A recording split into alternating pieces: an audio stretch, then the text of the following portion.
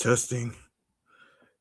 Um, I'm sorry about that, folks. I don't know what happened here, but um has to do with my microphone. I don't know why this was acting up, but I do apologize for that.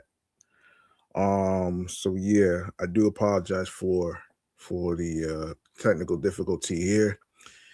And yeah, I was actually saying that that was I was actually saying that the New York Giants had picked up some key individual players actually. So far they picked up hold on. So far they picked up um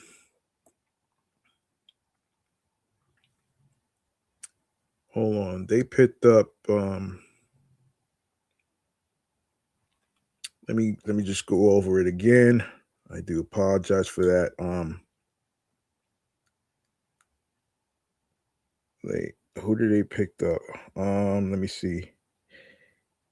Yes, I was actually saying in case you didn't hear, so the New York Giants had picked up Isaiah Likely to a 3-year deal. The 25-year-old um is worth $40 million with incentives that can max the deal out at $47.5 million. Big Blues offense is in need of a serious injection of new weapons to work with quarterback Jackson Dart alongside star receiver Malik Neighbors. With free agency officially that already begun already, the Giants will likely lose last year's leading receiver, Rondell Robinson. Like likely spent the first 4 seasons of his NFL career with the new Giants head coach John Harbaugh and the Baltimore Ravens.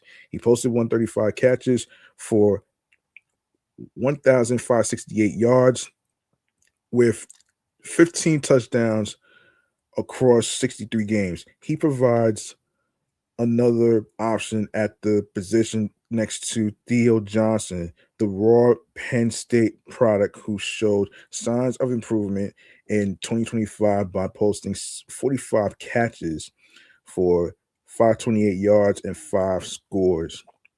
The ceiling on Likely is high, though his production last year does not suggest it. He missed the first 3 games of 2025 because of a fractured right foot before putting up career lows with 27 catches for 307 yards and a touchdown. He also fumbled at or near the end zone in consecutive divisional games against the Cincinnati Bengals on Thanksgiving and Pittsburgh Steelers the following week.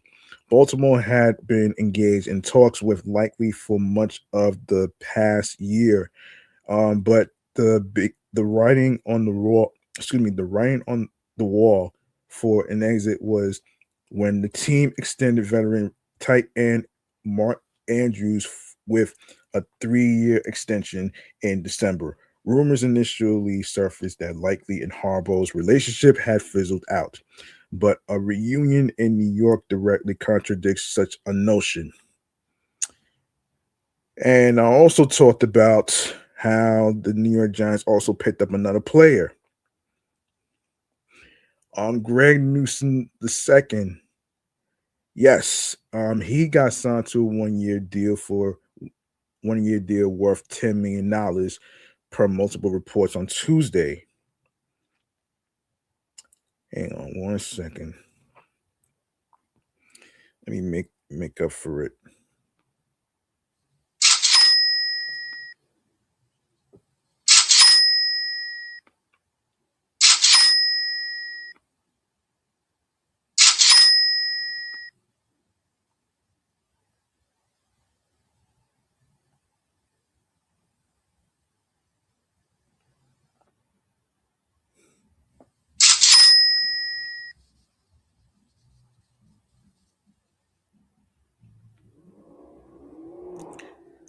All right, let me see. So John Harbaugh and company were in desperate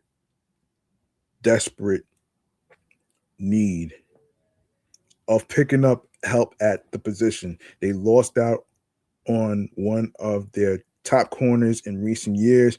Cordell Flott to the Tennessee Titans while they were negotiating with him. They also missed out on the top corner in the market, Jamel Dean, who joined the Pittsburgh Steelers.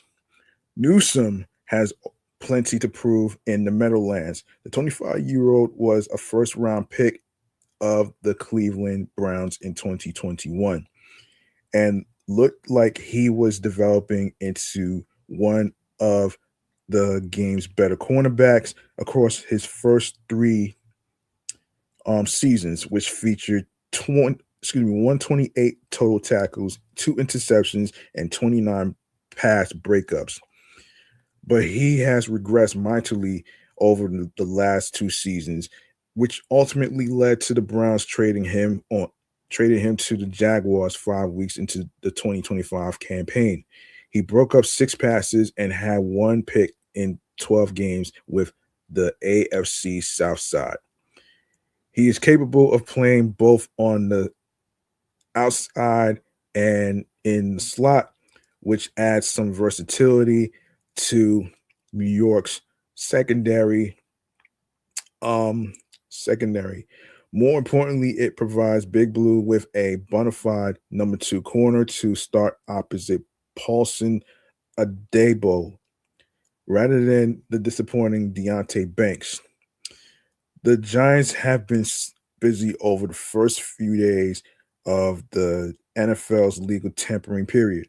While they have lost Flott and wide receiver Wan'Dale Robinson to the Titans, they picked up veteran middle linebacker Tremaine Edmonds, formerly of the Chicago Bears, and former Ravens free safety Ardarius Washington.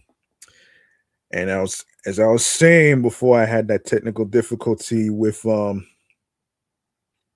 as I was saying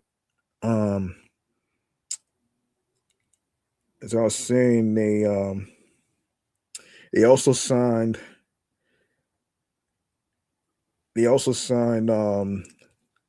all right, hold on. So New York Giants head coach John Harbaugh did not need to overhaul the roster. The franchise's main objectives entering the offseason were to position cornerback Jackson Dart for a second-year boom and fix the culture. The early results were auspicious. So key takeaways: did the Giants truly improve with free agency moves? The New York Giants free agency activity earned them a questionable rank in PFF's WAR metric. Head coach John Harbaugh has focused on culture and balance, bringing in familiar players and addressing overlooked needs across the roster. With key holes still remaining, Harbaugh's leadership is viewed as the biggest upgrade, potentially making the Giants better than their ranking suggests. Mason Cameron used PFF's win above replacement metric to measure how much a team has improved. By accounting for all offseason moves a squad has made, including re-signing players, PFF can determine the value an organization has added to its roster. New York's number is 0.69, putting it square in the middle of the NFL rankings. Positional value factors into the calculations. So teams that acquire a starting quarterback got a sizable boost in WAR. Without signing a signal caller high-end wide receiver or premier cornerback, the Giants still rank 16th in WAR added through the first wave of free agency. They are addressing needs that are too often overlooked.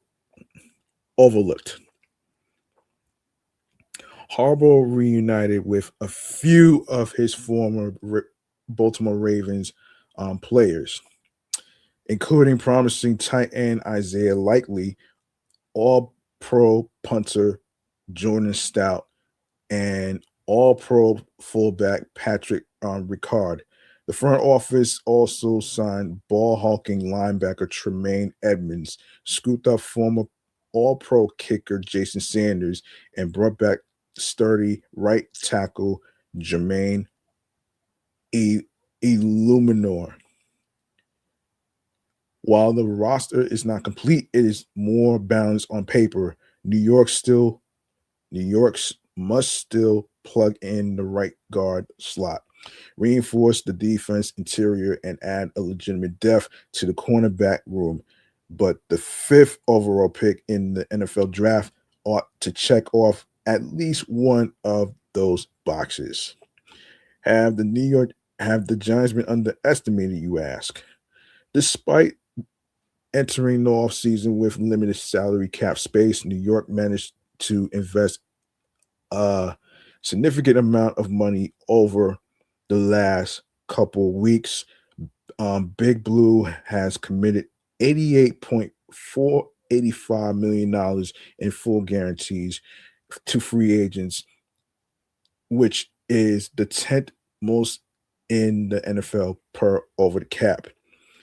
Giants spent a great deal on offense, special teams, and run defense, considering that those were some of the team's most glaring weaknesses. One might argue that their PFF war added should be even higher. That is all right, although because the individual who may make the biggest difference is actually on the sidelines, not on the field. This metric does not seem to measure the effect that John Harbaugh's arrival can have on the squad's performance. It is hard to properly assess Big Blue's offseason without acknowledging the vital experience and notable accolades the Super Bowl 47 champion and six-time AFC North champion brings to the Giants. New York was not a conventional last place squad last year.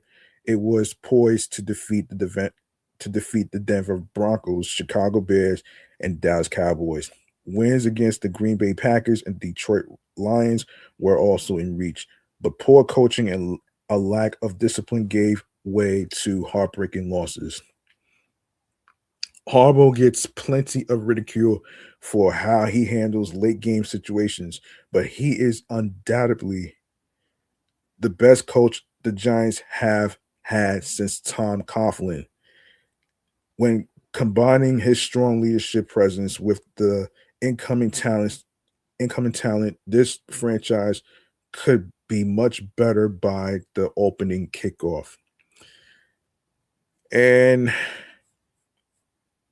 let me see. As I was saying before, in regards to, hang on. I was saying before in regards to the situation. I forget. Let me just find it. Let me just find it though.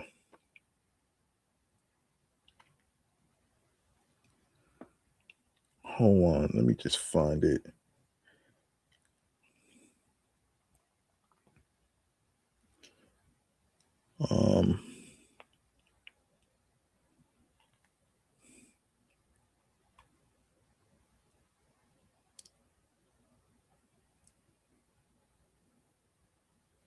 Yes. As I was trying to say before my microphone got interrupted and stuff, I was in the middle of this actually. So New York Giants co-owner Steve Tisch, also with his siblings Jonathan and Laurie, is attempting to transfer his ownership stake in the team to his children's trust. According to an NFL memo released on Wednesday, this comes less than 2 months after Tisch appeared in the most recent batch of the Epstein files that was released by the Justice Department. Prior transfers to these trusts were completed pursuant to 2023 and 2024 Finance Committee approvals. The memo read, The sellers now propose to transfer the entire remaining interest, totaling 23.1% of the club, to the trust. Tish's name was mentioned 440 times in the documents made public in January. He has significant correspondence with convicted sex offender Jeffrey Epstein in 2013 in hopes of connecting with multiple women.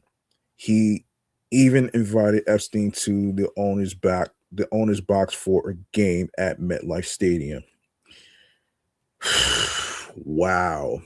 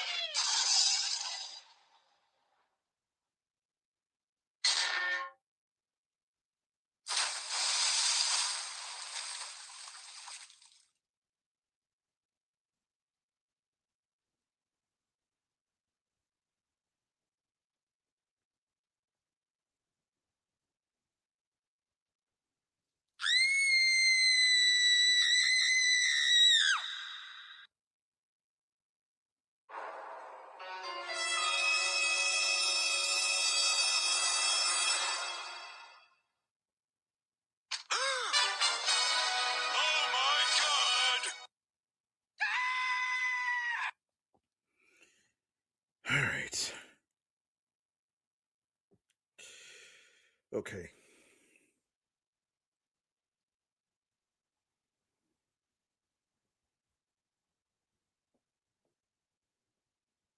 Um.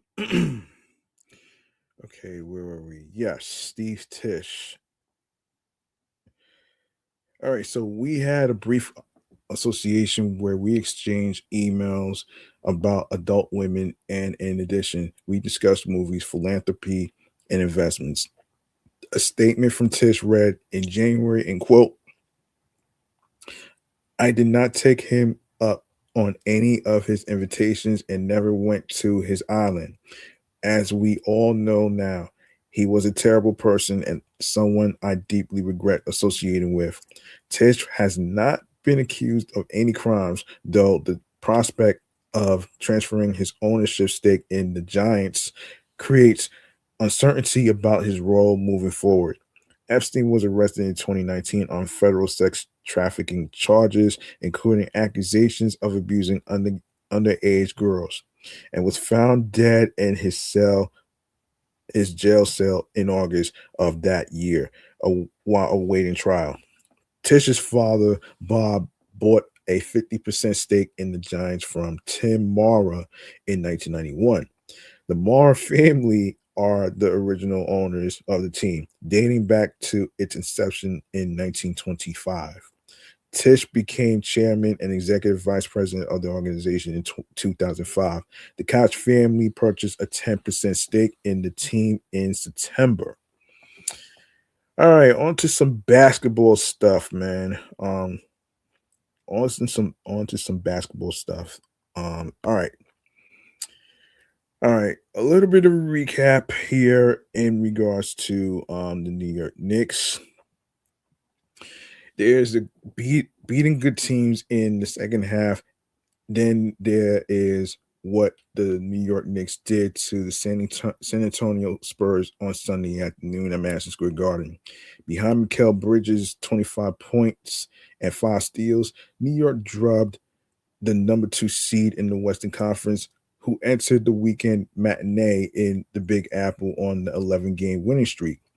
Obviously, this is one of the better teams in the league, but you use every game as a benchmark once the All-Star break passes. Head coach Mike Brown said, I've been with teams where we've lost against good teams and we still won a championship. You use every game, but this is a better team, and you can really look closely at it to dissect different things about the game because it could be a potential matchup in the playoffs, but whether we win or if we lose, that doesn't necessarily mean that we're going to make it to our ultimate goal. In as complete and balanced an attack as seen all season. Jalen Brunson added 24 with 7 assists. Karl Anthony Towns posted 12 points and 14 rebounds. And Josh Hart had 10 points, 10 boards, and 7 helpers of his own.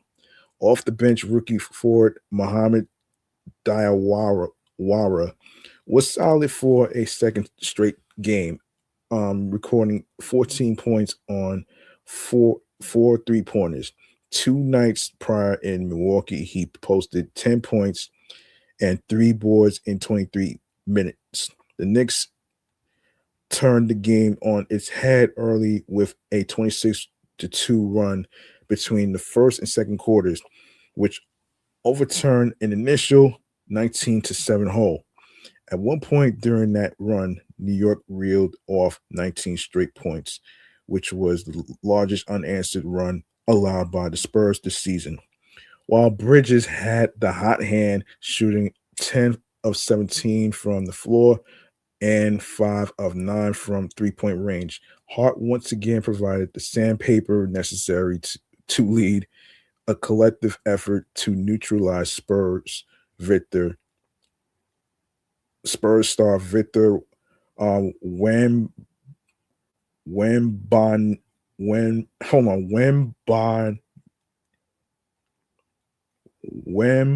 Wembanyama, who still had 25 points, 13 rebounds, and 4 blocks in the loss. but the Knicks forced him to commit 7 turnovers. His afternoon was embodied just over 4 minutes into the third quarter when, with the Knicks up 61-51, he cut in front of the much larger Wembanyama. Hold on. Wembanyama for an offensive rebound off a missed Brunson floater and got it out to Bridges for an open triple. Once a team that struggled mightily defending the perimeter, the Knicks held the Spurs to just 26% success rate from deep. This was a good win by our guys, Brown said. For them to shoot 26% from the three, our activity from the weak side was good. We had 5 guys on a string, so when we went to go help on dribble drives, our weak side was active in the right way. Okay. Okay.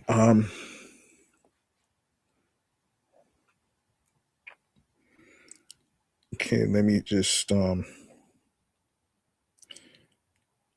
me see. Let me see something here. Okay, a basketball playing leaving St. John's. Oh boy. It's leaving for the NBA.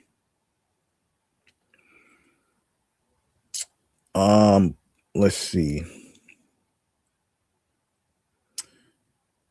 Basketball player.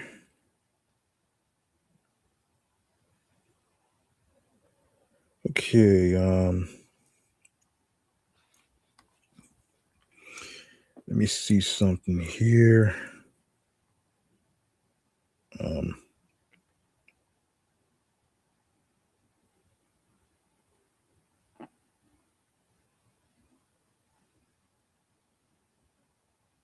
Just a sec.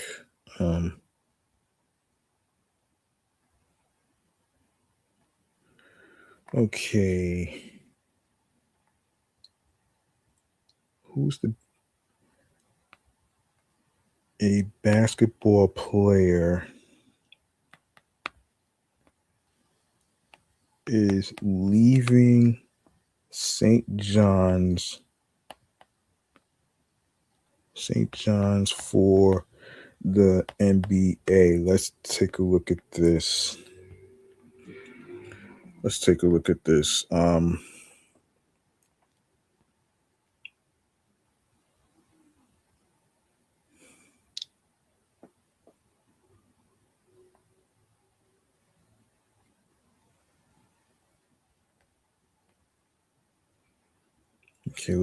at this. Let me see.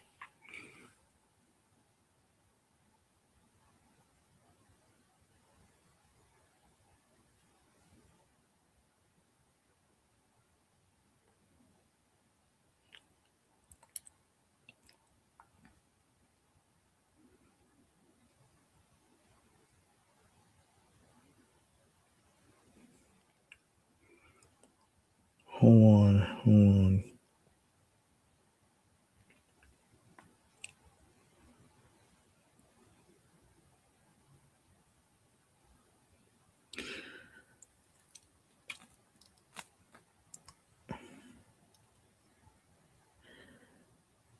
Yeah, this is something else, man. Yeah, this is old news. You know what?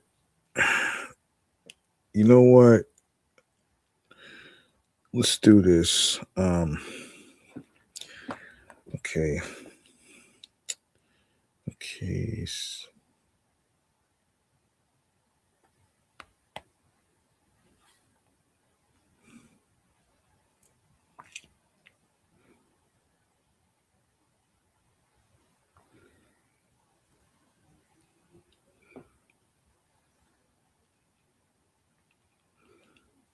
Hold on 1 second here.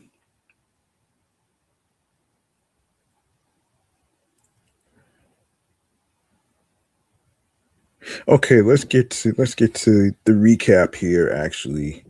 All right, so in a game in which he was scoreless until the final whistle, Dylan Darling kept St. John's season alive as they advanced to their first Sweet 16 in an NCAA tournament since 1999.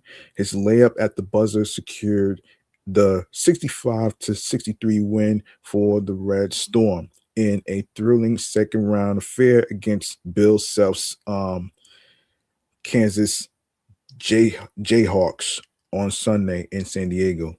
He hadn't done a damn good thing, all right? So uh, so I know he was going to do it. St. John's head coach Rick Pitino said, "The fun is just starting." Darling, while said, "I probably don't deserve this.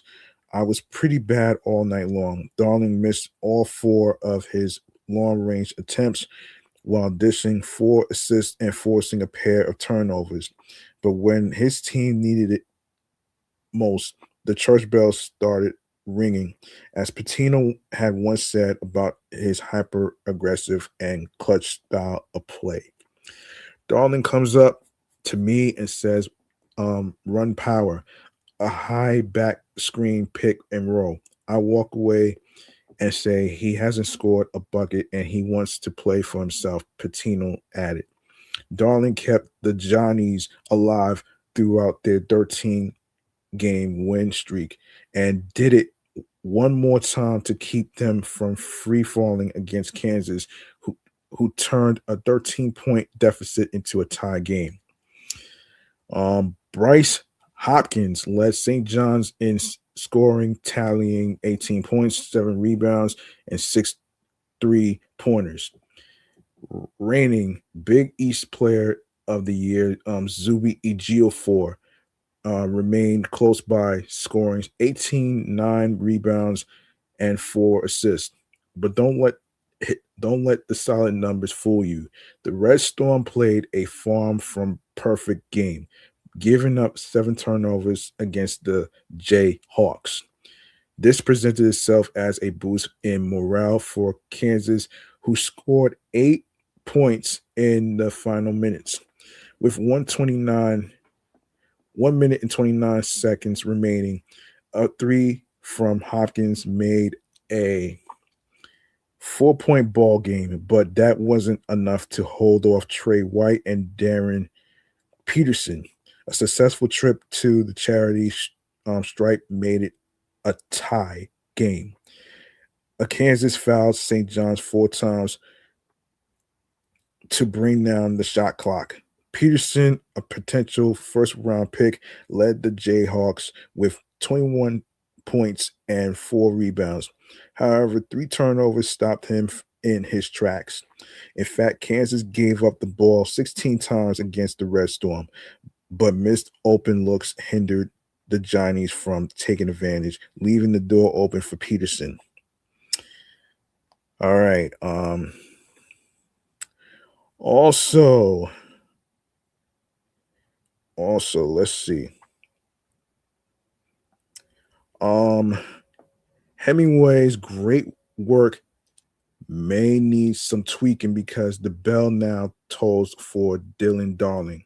The junior guard has hit one of the most famous shots in St. John's history as his driving layup at the buzzer lifted the number 5 Red Storm over number 4 Kansas in the second round of the NCAA tournament and into the Sweet 16 for the first time since 1999. And to think he did not even see it happen.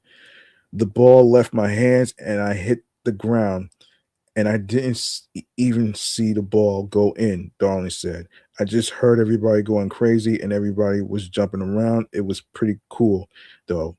Pretty cool. He was certainly due for that moment. He had not hit a shot all night, but after Kansas tied the game up at 65 apiece with free throws and then decided to foul St. John's until there were 4 seconds left on the clock. Darling implored that head coach Rick Pitino call his number. Bells come up to me and says, "Run power," which is a high back screen pick and roll. So I walked away. Wait a second, he hasn't scored a bucket and he wants to run. Yeah, he wants to run play for himself. Patino recounted, but he's Bells, and not only he did do it. He went with his right hand. Patino penned that Bell's nickname for Darling on February 7th after he hit a game-winning three-pointer to defeat Xavier on the road in Cincinnati, telling reporters post-game that he got balls as big as church bells. Honestly, there really wasn't time for nothing else, Darling said. The ball was at half court. I think I think Oziah Sellers and and Jolson Sannon were in. I told them to go to the corners, and the play is just Zuby Ejiofor sets a lap ball screen at the top of the 3-point line. I figured if somebody helped off the corners, I would throw it to the corner. Or if they help off Zuby, I throw it to Zuby. I ended up going right. Saw the lane. I saw the lane and I just went for it. Real proud of him because to want the ball when you haven't made a shot is unbelievable. Patino added. I'm so happy for St. John's and the fans.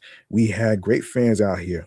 The cards are certainly stacked against the Johnnies at this NCAA tournament, despite being in the East region as the number 5 seed, which is surprising in itself, given that they were Big East regular season and tournament champions who finished the season by going 19-1. They had to play their first 2 games out of San Diego. Now they travel to Washington, D.C. for the Sweet 16 against the region's number 1 seed, Duke.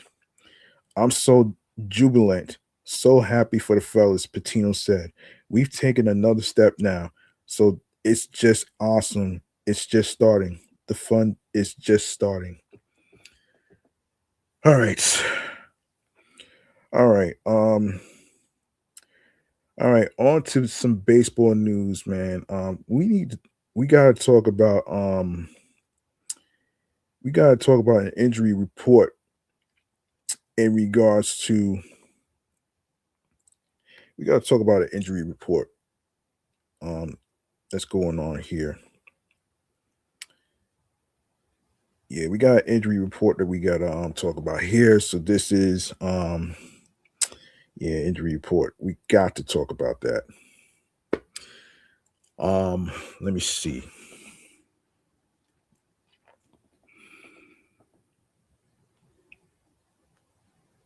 Let me see. Hold on 1 second.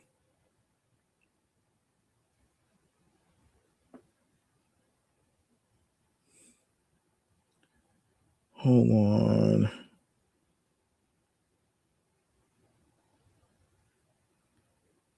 Hold on 1 second here.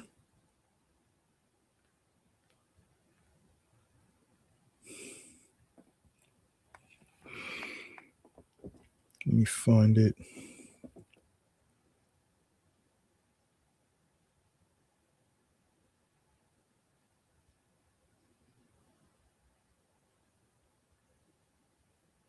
Okay, here it is.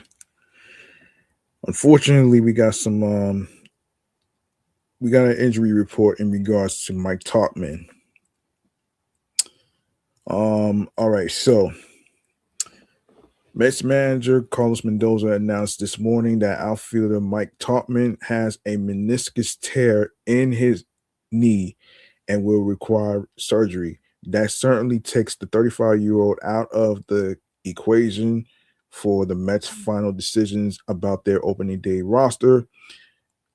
But assuming he stays with the organization, it is the sort of surgery that would give him an opportunity to join the Mets roster at some point this season. Coming off a solid 2025 season with the White Sox, Tauchman signed a minor league deal with the Mets in mid-February. And the Grapefruit League play, he hit 241, 371, 448 with a home run, putting himself on track to get a spot on the Mets roster to start the season.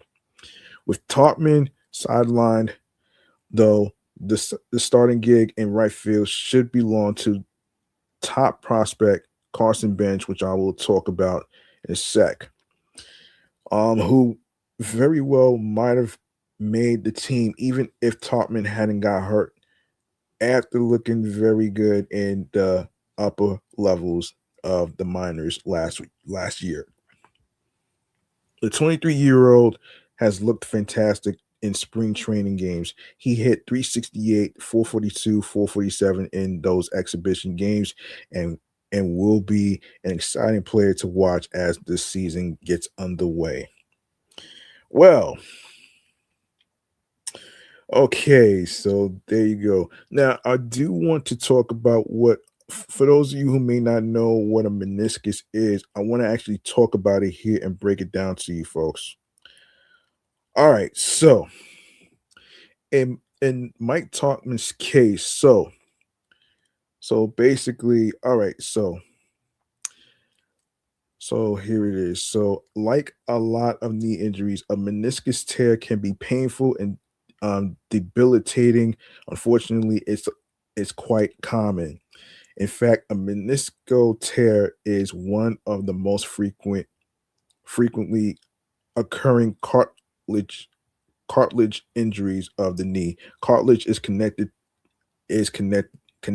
tissue that protects your joints and bones. Um, so meniscus tears often happen in contact sports like football and wrestling, as well as in non-contact sports requiring jumping or pivoting, such as volleyball and soccer. What is the meniscus, you ask? So, let's break this down. The meniscus is a piece of cartilage in your knee that cushions and stabilizes the joint. It acts as a shock absorber, protecting the bones from wear and tear. Each of your knees has two pieces of this cartilage. The the, medi- the medial meniscus is on the inside of the knee. The lateral meniscus sits on the outside of the knee. Both are shaped like C's and provide cushioning between your shin bone, tibia, and your thigh bone femur. The two menisci help to keep your knees stable. Now, what causes a meniscus tear, you ask? A tear can happen when you change directions suddenly while running or twist your upper leg while your foot is still and your knee is bent. These tears often occur alongside other knee injuries like an anterior um, cruciate, cruciate ligament. That's what ACL stands for, anterior cruciate ligament injury. In some cases, a piece of the shredded cartilage breaks loose and catches in the knee joint, causes it to lock up. But the menisci also weakens with age. As you grow older, you might get a tear just from making an awkward turn when you get out of a chair.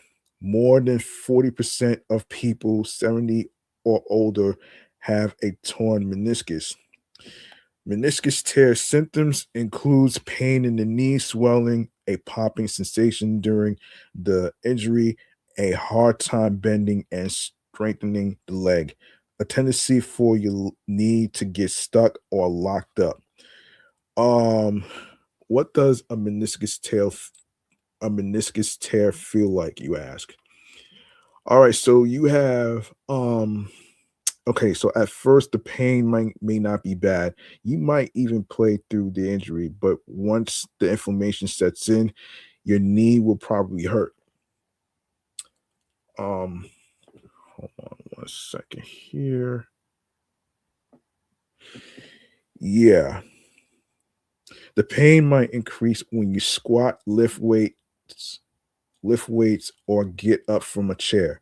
If you have a small or moderate tear, the pain could go away but return if you do a twisting motion or continue to overuse your knees without treatment.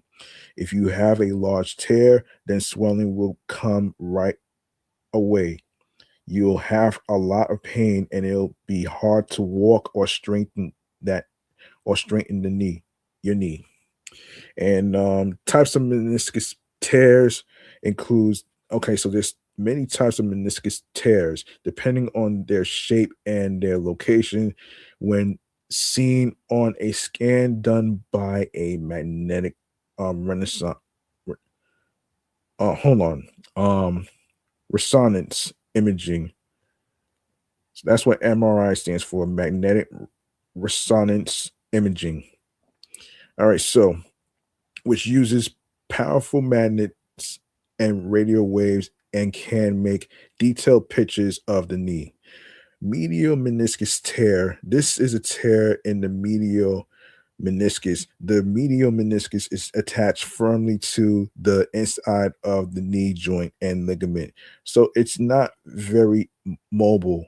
Lateral meniscus tear. This is a tear in the lateral meniscus.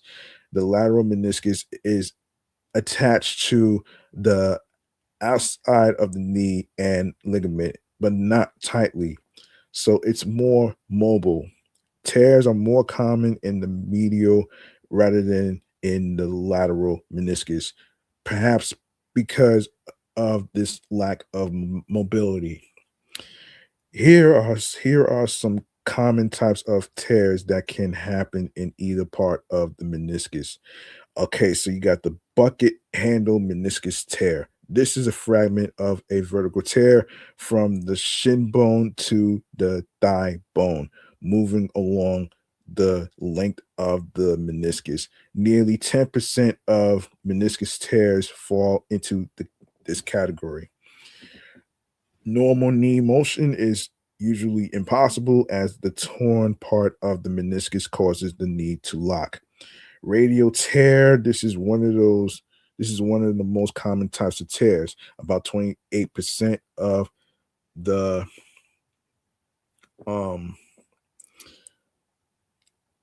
of all medial meniscus tears fall into this category.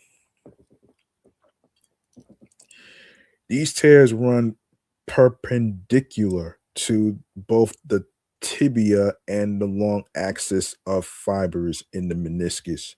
This means they can put increased pressure on the joint by disrupting the structure that helps distribute weight in the knee. Posterior horn medial meniscus tear. This is a tear at the spot where the meniscus and bone meet. It most often happens when lifting a heavy object improperly or playing a sport with a twisting motion like tennis. Older people can get it even while doing something like climbing stairs. Often symptoms don't happen right away, but they'll show up over time and you may end up with a stress fracture. Meniscus degenerative tear. This is a tear due to aging rather than because of a specific injury and is often linked to knee osteoarthritis. Most people with this condition have no symptoms. Those who do may have knee pain and feel the knee locking up. Treatments start off with exercise, pain relievers, and t- topical treatments. The doctor may also advise you to lose weight. Oh boy.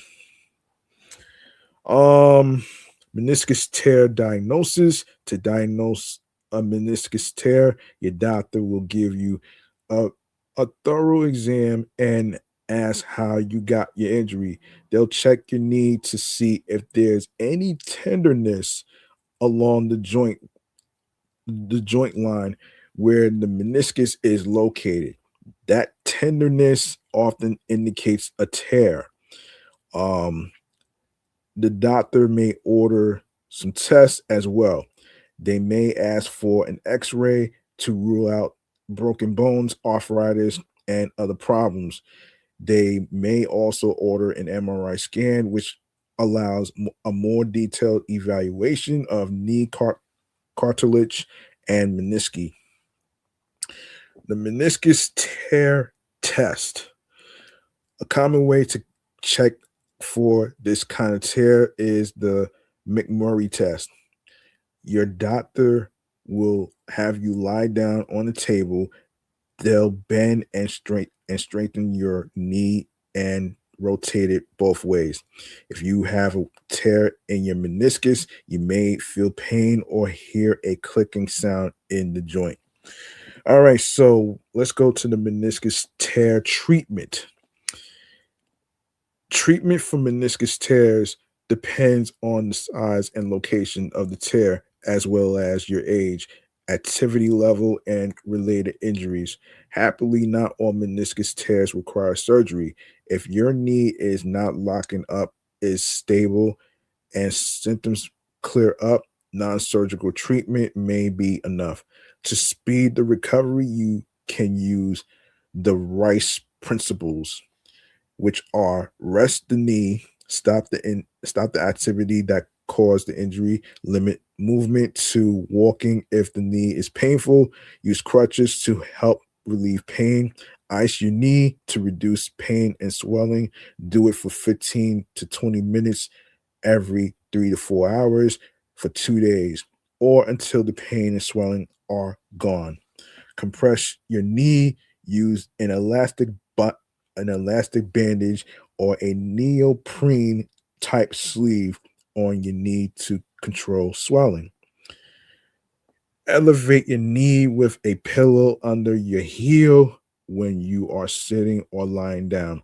You can also take anti-inflammatory medications, non-steroidal anti-inflammatory drugs like Advil, Aleve, and Motrin will help with pain and swelling. But these drugs can have side effects, such as a higher risk of bleeding and ulcers. They should be used now and then unless your doctor specifically says otherwise. Use stretching and strengthening exercises help reduce stress to your knee. Ask your doctor to recommend a physical therapist for guidance. Avoid impact activities such as running and jumping. Oof. Yeah, that's crazy, man. And the meniscus tear knee brace. Wearing a knee brace can protect your knee from further injury after a meniscus tear. The brace will prevent you from overextending your knee and lessen the stress of your meniscus. The knee the knee brace also compresses your knee, which encourages blood circulation and helps your tear heal faster. Wearing a brace is often paired with doing physical therapy. Your doctor may also have you wear a knee brace after surgery. Your choice of knee brace depends on the type of meniscus tear you got. Plus, the types of activities, sports you are doing, and how long you need to wear it. But any type you get should provide support and compression. Meniscus tear surgery. If a tear is large, unstable, or causing locking symptoms, your doctor will perform what's known as arthroscopic surgery. They'll insert a tiny camera through a small cut in the knee. This allows them to see inside the knee. Then they'll insert some surgical instruments through 2 or 3 other tiny cuts to trim or repair the tear. The procedure is usually pretty simple, and you can often go home the same day. If the damaged meniscus tissue is just trimmed, um, a meniscectomy, the recovery period is short. If the pieces of the tissue repaired together, the recovery time is longer as you have to wait for the meniscus to heal. You may need a brace during recovery. After surgery, you'll have to do rehabilitation exercises either at home or at a physical therapist office. Let's see. For 85% to 90% of people who get the surgery for a meniscus tear, the short-term results are good to excellent. But in the long term, people who have a large meniscal injury that is unrepairable that may be at a higher risk of getting knee arthritis. Can a meniscus tear heal on its own, you ask? The outer portion of the meniscus, often referred to as the red zone, has a good blood supply and can sometimes heal on its own if the tear is small. In contrast, the inner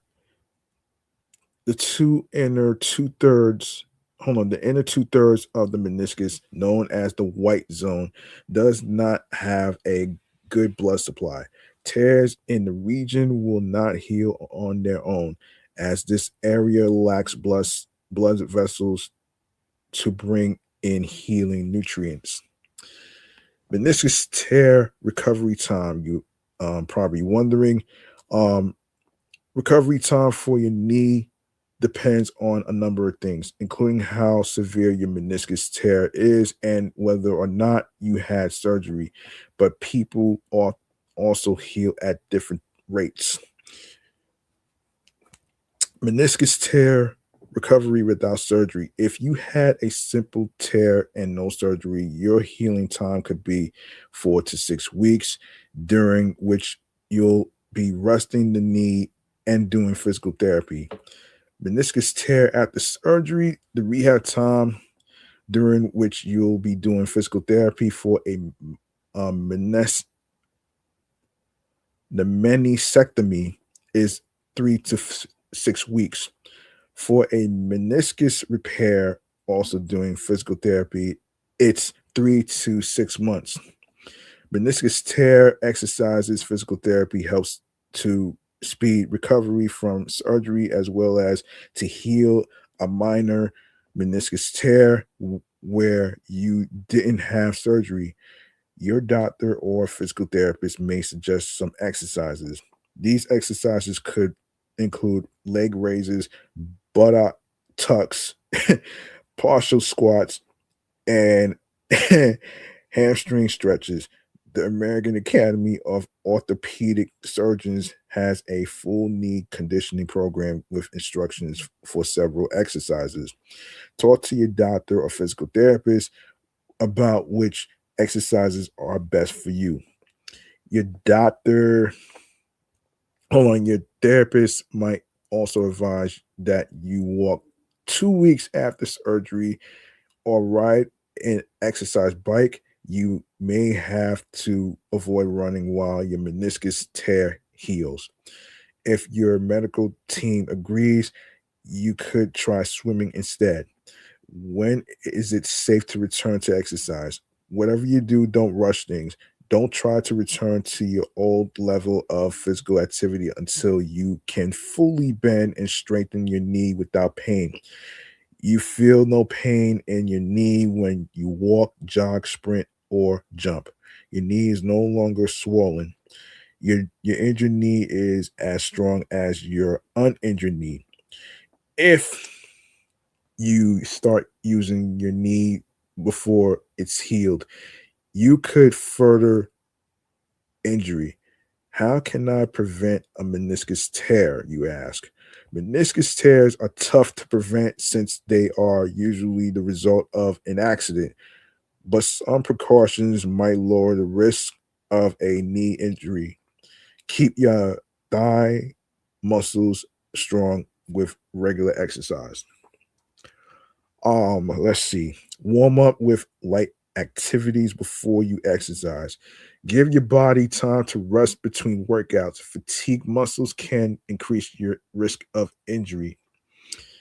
Make sure your shoes have enough support and fit correctly. Stay flexible, never abruptly increase the intensity of your workout. Make changes slowly.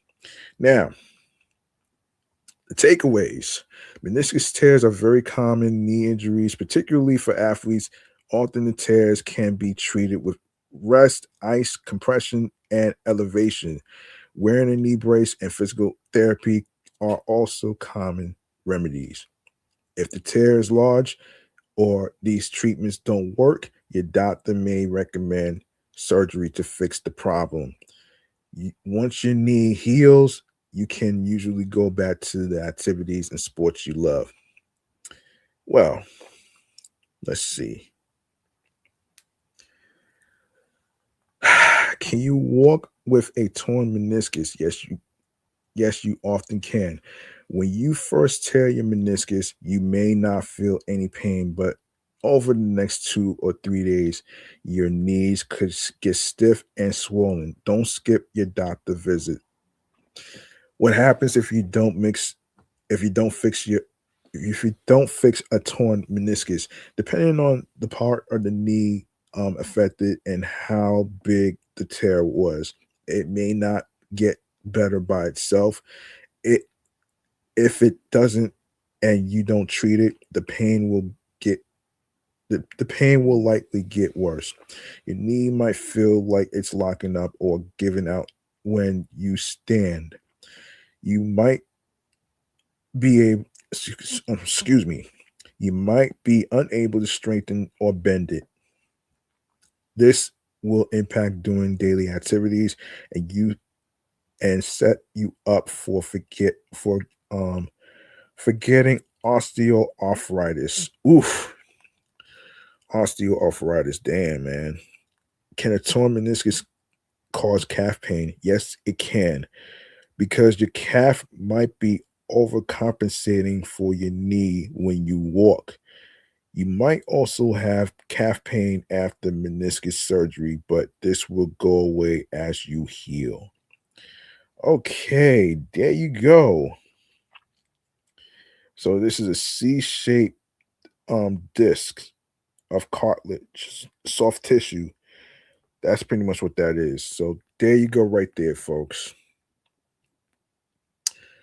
So most likely, I did hear that it was the meniscus of the knee on his left.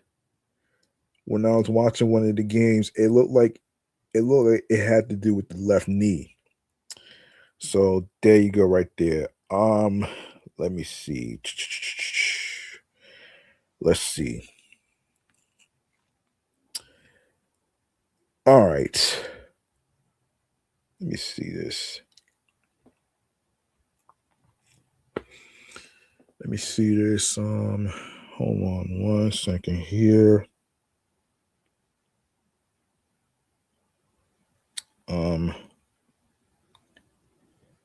Let me see.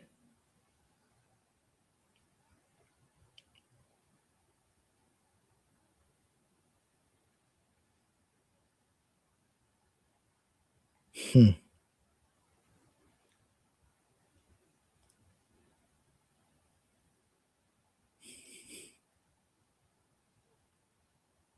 Let me see. Trying to look for this thing.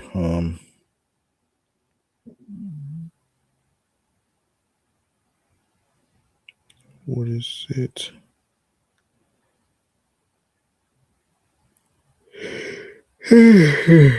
Hold on.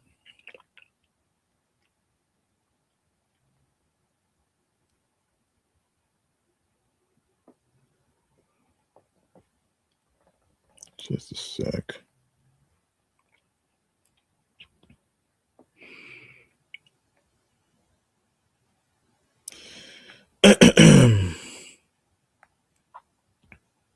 could find.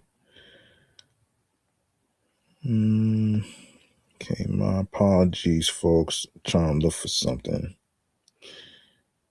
Okay.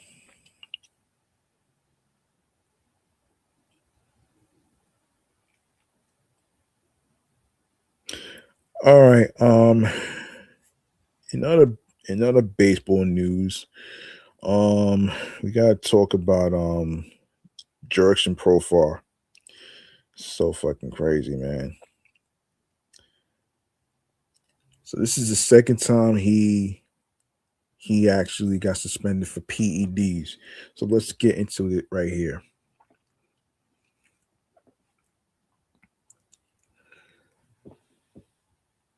Hold on. All right. So, and on March 19th, Atlanta Braves outfielder Jurickson Profar's appeal of positive PED test was resolved, resulting in a 162 game suspension for testing positive for the second time in the last year.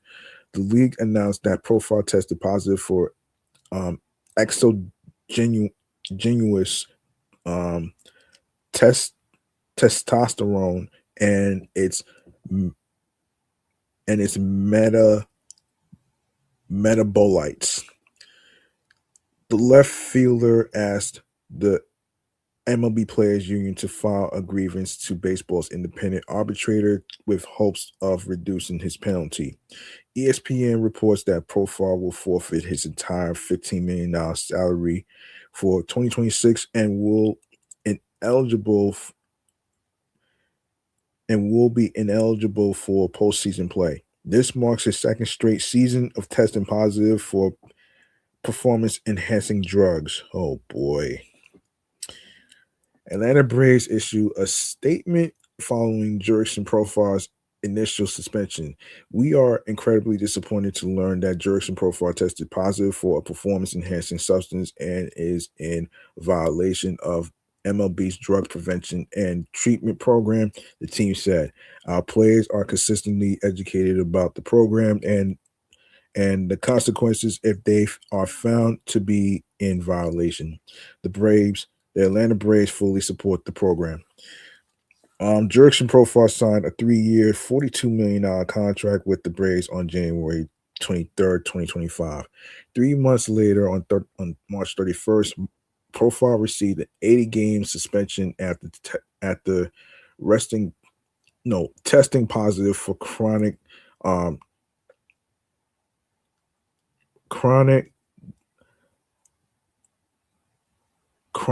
gonadotropin.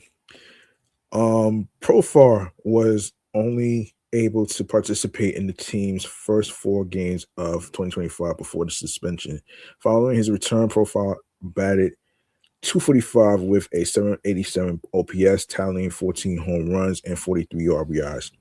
Profar will only have played in 80 games with the Braves after his suspension is up during spring training of 2027, leaving him in an uncomfortable spot regarding his future with the team. His first suspension derailed what was already a rough start to the Braves' 2025 season. They were swept in a 4-game series against the San Diego Padres. Braves manager Walt Weiss remains optimistic in the wake of Profar's suspension. The moral of the story is something good is likely to come from the bad news, Weiss said. It just tends to happen that way. Someone's going to step up. Someone's going to get an opportunity. Luckily for the Braves, they picked up free agent outfielder Mike Yastrzemski in the offseason.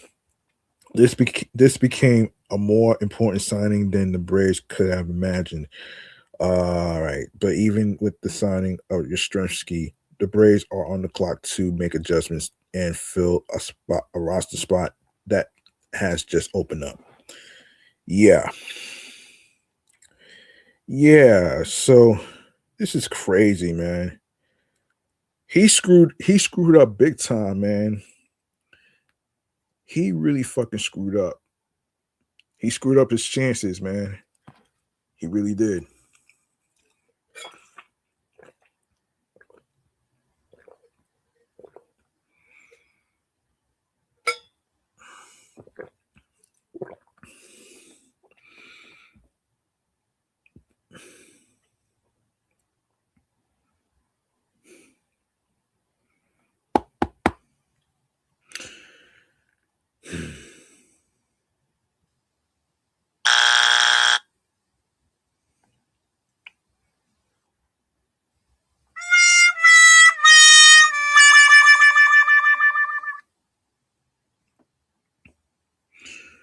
All right, enough with the profile shit.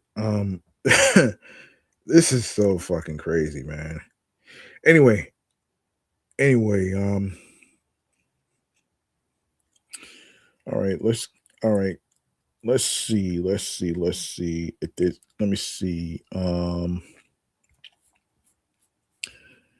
Yes, Sean Manaea, got demoted. Yeah, he got demoted. Let's talk about that. He got demoted to the bullpen.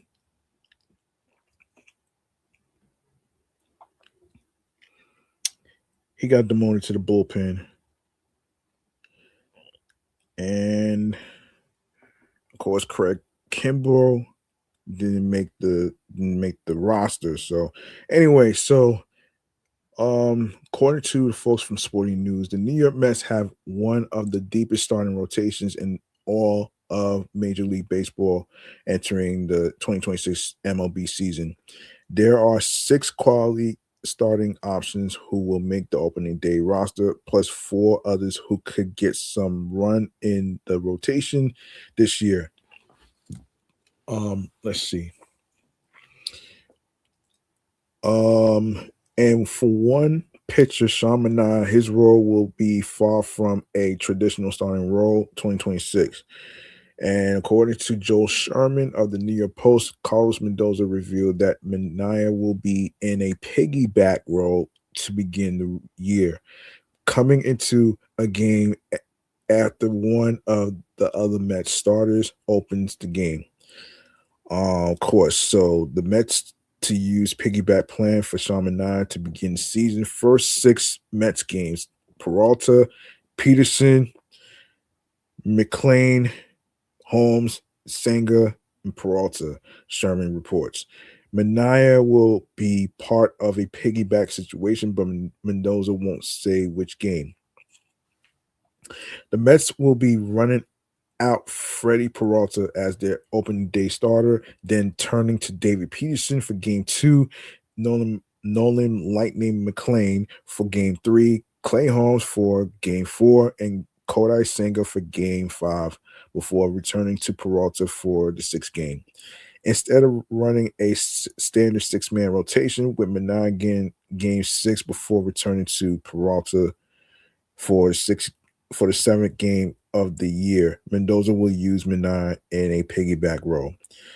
That role for Manaea, the 34-year-old lefty pitcher, will remain that he's comes into a game after one of the starters comes out. Since he can go for longer as a starter, this gives the Mets the ability to turn to Manaea for a large portion of the game he enters. It's an interesting role for the lefty who had a 3.72 ERA and 9.2 innings pitched this spring, but it does make sense considering their strong starting rotation. While Manaea's role is confirmed, there is no clarification about which game he will enter in the middle of. He could take over mid-game for any starter, but there's no indication of which pitcher he will piggyback with the opening portion of the season. His role will likely change as the season goes on, but for now, the Mets will be using Manaea in a piggyback role with one of their 5 starters at the beginning of the year. Before I move on to the next topic, I want to actually address something right here. Actually, now I did see a video of him basically talking to one of the reporters and stuff, and yeah, he said he felt a little disappointed and it's a little frustrated, but he's still a starter. But at the same time, even if and I'm not a doctor, and I'm pretty sure not a lot of you out there are doctors either, but even if he was to get the bone chips out of his left arm or whatever, right? The recovery time is going to take more. It's going to take even longer for him to recover So you know what I mean. Um, this is gonna sound crazy though, man. This is gonna sound crazy though, man. But this is kind of different. This is a kind of different injury, compared to this is a different injury compared to Mike Tauchman's. So I hope Mike Tauchman gets better. Hopefully he gets better and stuff. So let's get into all right. So there you go, right there. Let's get into Craig Kimbrel. All right.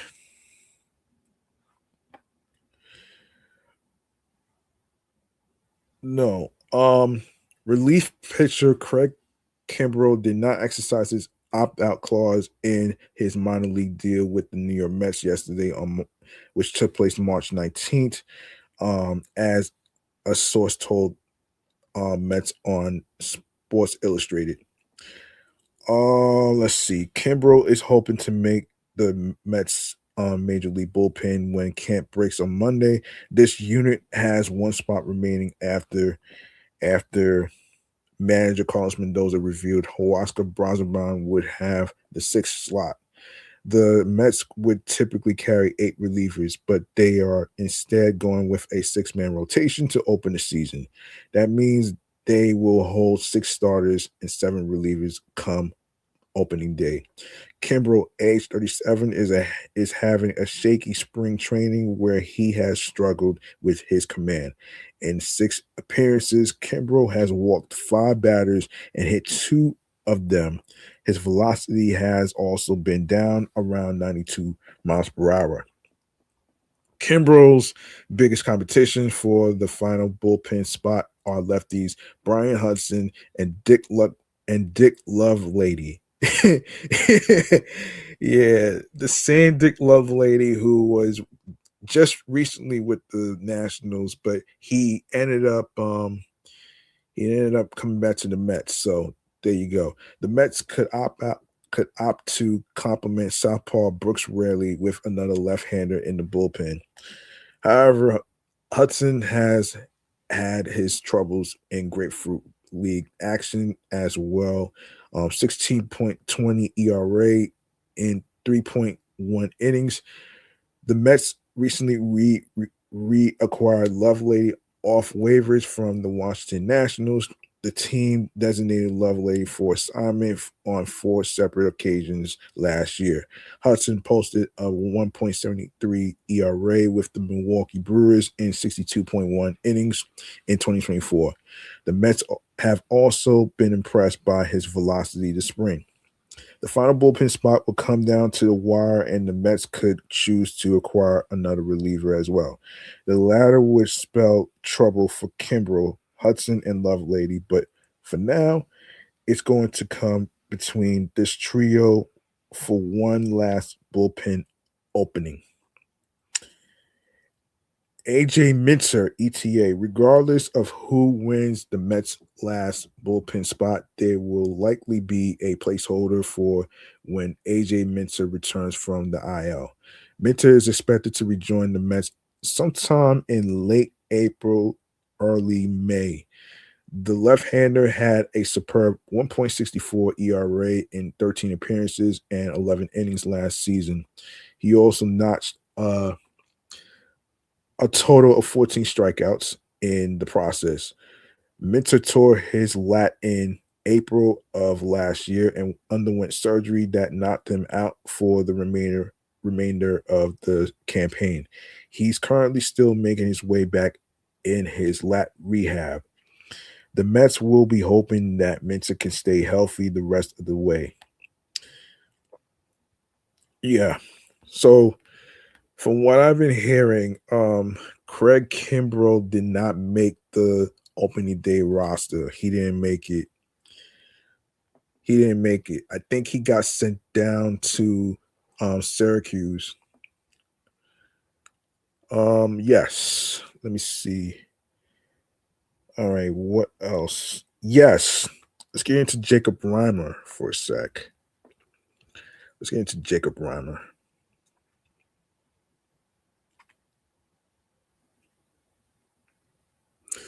All right, so the 22-year-old third baseman with power and arm strength is one of several young players turning heads in Mets camp.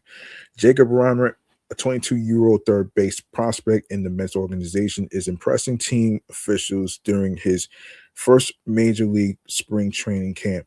Reimer, who has big power and a strong arm, is one of several young players in Mets camp this year who are opening eyes, including outfield candidates Carson Benge and AJ Ewing. Why it matters, you ask? The Mets are looking to build for the future, and the strong performances of young players like Reimer, Benj, and Ewing in spring training are an encouraging sign for um, the team's long-term outlook. Reimer, in particular, is seen as a potential future contributor at third base for the Mets. Reimer, a 22-year-old third base prospect, has been soaking up knowledge from the Mets coaching staff and veteran players during his first major league spring training camp. He says he's learned more in the past few weeks than he has in his whole life, and he's eager to pick up brains of the more experienced players on things like approach at the plate and defensive strategy. Reimer is participating in his first major league spring training camp in 2026. I think he's hold on. Um and Jacob Reimer says in quote, I have learned more in these few weeks than I have in my whole life. I feel like I say that every spring with such a good coaching staff and now getting to talk to players approach wise, what they think defensively. I want to pick all their brains. Yeah. Yeah. You know, Jacob Reimer is just a rookie. He's just learning the ropes. So I think he got sent to Syracuse. I think he got sent to Syracuse. I may have to take a look at the list. Um I may have to take a look at the list though. Let me see. Now before hold on a second. Hold on a second here. Yeah, Nick Burdi. Yeah, Nick Burdi. Let's talk about him. All right, so let's go to Nick Burdi. Yeah, Nick Burdi. Let's go there. All right, so you can never have enough bullpen options, and the Mets, like every other team during the offseason, search far and wide to find some intriguing pitches that they could sign and try out in spring training. One of those options is Nick Burdi, a former second round draft pick who is looking to rebuild his career after undergoing thoracic outlet surgery and a second Tommy John surgery within the past few years. He's enjoyed some limited success in recent season, which he will be looking to parlay into a spot in the Mets bullpen. Burdi is a 33-year-old right-hander from Hinsdale, Illinois, was a standout Downers Grove South High School. He was a quarterback on the football team while also sporting a 95 miles per hour fastball. After garnering attention for his athletic prowess, he entered the he entered the draft straight out of high school with dreams of getting selected in the higher rounds, but fell to the 24th round. Instead of signing, he opted to go to college where he excelled as a closer at the University of Louisville, posting a 0.78 ERA in 34 two third innings as a sophomore and a 0.49 ERA in 37 innings as a junior. Those numbers helped him climb 22 rounds in the 2014 draft, where he was taken 46th overall by the Twins, the same team that looked, no, excuse me, the same team that took him in 2011, and Burdi was quickly tagged as a top prospect. He never did appear in a game for Minnesota, however, and he was eventually taken by the Phillies in the Rule 5 draft and immediately traded to the Pirates, for whom he made his major league debut in 2018. After two appearances that season, he made the team out of spring training in 2019 and appeared in 11 games for Pittsburgh, allowing 9 earned runs on 11 hits with 17 strikeouts and 3 walks over 8 and 2/3 innings. He was sent down in April, and he eventually underwent thoracic outlet surgery in June, which cut his season short. He made 3 appearances for the club in 2020, but eventually underwent Tommy John surgery in operation he also had in May 2017. He missed all of 2021 while he recovered and was signed by the Padres ahead of the 2022 season. But he never made the team. Burdi eventually landed with the Cubs in 2023, where he allowed 3 earned runs in 3 innings, 3 outings before electing free agency at the year's end. His journey brought him to New York, where he signed with the Yankees. He enjoyed his most success at the big league level with the Bronx Bombers, posting a 1.86 ERA with 12 strikeouts over a high, over a career high 9 and 2/3 innings. He finished the year with a career best 0.3 B WAR. After those 12 outings, he was fairly successful last year with the Red Sox, pitching 5 and 1/3 scoreless innings with 5 strikeouts and 2 walks. He finished 2025 with a 0.2 B WAR with Boston. Mets signed Burdi early on in off season. The same day, they also signed Robert Stock, Anderson Severino, and Jose Ramos as NRIs, which is non-roster invitees. The Hawthorne Burdi will get a chance to prove himself this spring, and given his recent track record and his former top prospect status, there is potentially some chance that he can make the roster. The bullpen, as it stands now, it's fairly malleable and does have some spots that are left to be decided by the top performers this spring. It's far more likely that the 33-year-old Burdi will begin the year in AAA if he accepts his post-spring assignment and could find a way up to Citi Field later in the year if there are any injuries. But players like Burdi are never bad to have in AAA, and he could see some action for the club in 2026. So yeah, we'll see what happens. We'll see what happens. All right. All right. Let's see. Let me see. Let me see. Let me see. Let me see. Come on. Come on. Darryl Strawberry, right? Wait.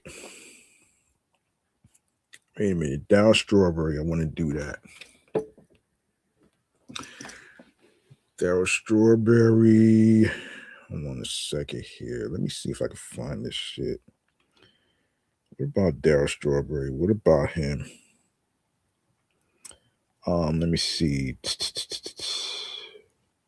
What about Darryl Strawberry? I didn't even see. All right.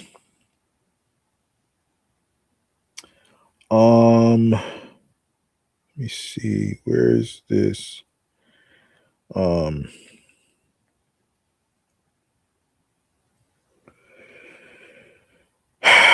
Let me see.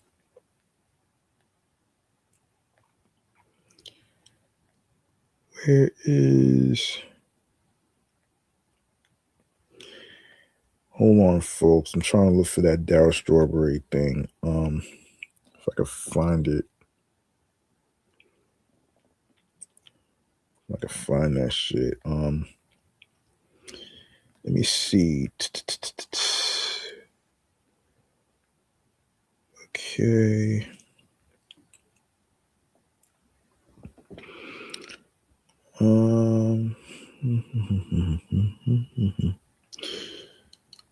Oh boy. Wait, what is this? What is this press release? News links. Nah, that's something else. I'm sorry. Where is that story? Cause where is that story?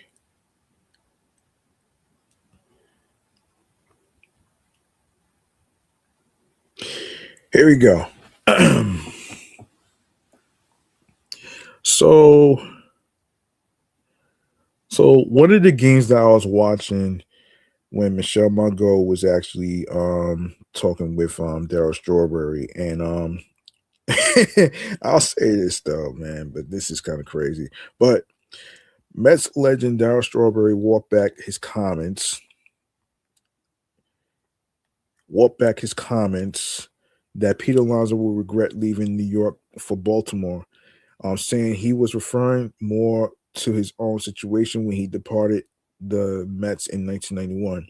I was talking about the mistakes that I made of leaving, Strawberry said Tuesday from Clover Park, where he is serving this week as a guest instructor. This is not about me and Pete. I love Pete, and I always had hope that he would stick around and be the guy to break all the numbers. A day earlier, Strawberry told reporters that one day Alonso is going to wake up just like I did and regret you didn't stick where you are at. 4 months after breaking Strawberry's franchise home run record with his 253rd career homer, Alonso left the Mets in December on a 5-year, $155 million contract with the Orioles. The act was reminiscent of Strawberry's decision to leave the Mets for the Dodgers on a 5-year, $20.25 million contract after the 1990 season. In Strawberry's case, he rejected a lesser offer to stay in Flushing. The Mets never made Alonso an offer to stay, according to a source. Alonso wound up pushing the franchise home run mark to 264, but no further. He fell short of setting RBI and other records that would have been well within his reach. He has stayed. I ended up with a lot of regrets for leaving, Strawberry said. One day you wake up and you feel that inside of yourself after you've played in one place and you were loved by fans, and then all of a sudden you are no longer there. It's heartbreaking. I was shocked to see that the fact that it was going to be over for him, especially after breaking my home run record that stood for so long. And there were more records that he could have put his name on and been at the top as a player that came through the organization from the bottom up and built his way up. I don't want people to make a big thing out of this. I'm not down here for that. It's done and it's over. He's over there. It's not a negative thing. I don't want to make this out as a negative thing. I'm trying to make sure this is a positive thing about his career and coming through the organization and what he accomplished. Well, Strawberry, who reached out to Alonso after he set the home run record, has not spoken to him since Alonso signed with Baltimore, but he will be watching closely to see how Alonso's decision works out. Sometimes you've just got to let things go. Let him move on. Let him move forward with his new club and wish him all the best and success playing in Baltimore, Strawberry said. But New York is New York. That's basically all I was saying. New York is New York. Yeah. Yeah. Yeah, he's right, though, man. I have to agree with that shit. Um, oh man. All right. All right. So let me see. Let me just get to. Okay.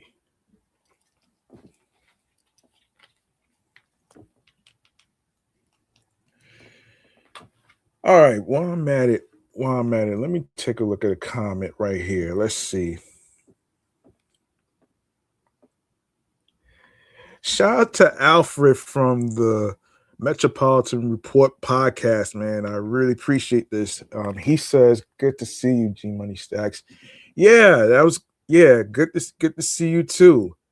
As a matter of fact, I hope you are ready for the big opening day on Thursday, man. I'm pretty sure you're gonna have a blast too.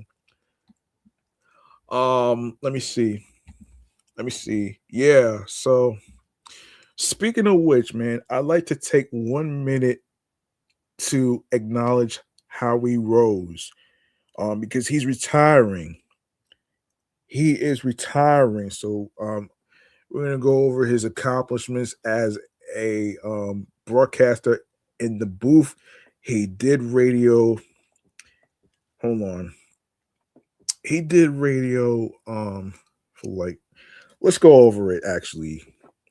Let's go over it. Um okay. So all right, so Howie Rose is being fueled for one last go at the microphone by the same two motivators that have nagged at his consciousness for as long as he's worked with the New York Mets in 1987. The 72-year-old New York native who grew up a Mets fan. Let me see.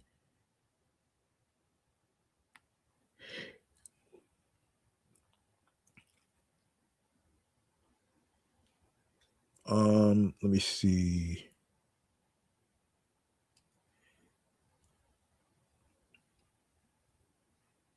Yes, yes, he grew up a Mets fan entrenched within the upper deck of Shea Stadium and idolized the legendary broadcasting trio of Bob Murphy, Lindsey Nelson, and Ralph Kiner. The late great Ralph Kiner wants to call the final out of his boyhood club's World Series championship. Time's getting shorter for that, at least as far as I'm concerned. Paul McCartney and Ringo Starr are in their 80s too, Rose joked, adding he also wants to meet the two surviving members of his favorite bands, the Beatles. So I got to hit the gas here, but there's only so much I could control. But the 2026 season also provides one last opportunity to honor his father, the man who introduced him to baseball, but never got to see him reach the immense heights in broadcasting as he achieved. Alzheimer's took him in 1978. End quote. It kills me. I've carried around a little chip on my shoulder my entire life, Rose said. I've always been somewhat bitter about that. If I had a huge regret, the bond that you have with your dad when you learn and follow baseball together was so deep with me.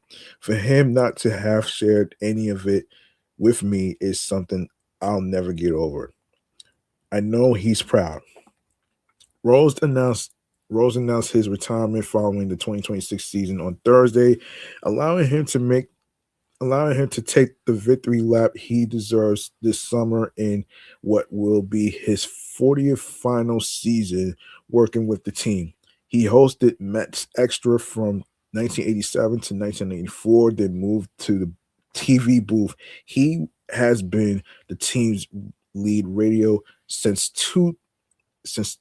hold on. He has been the team's lead radio voice since 2006.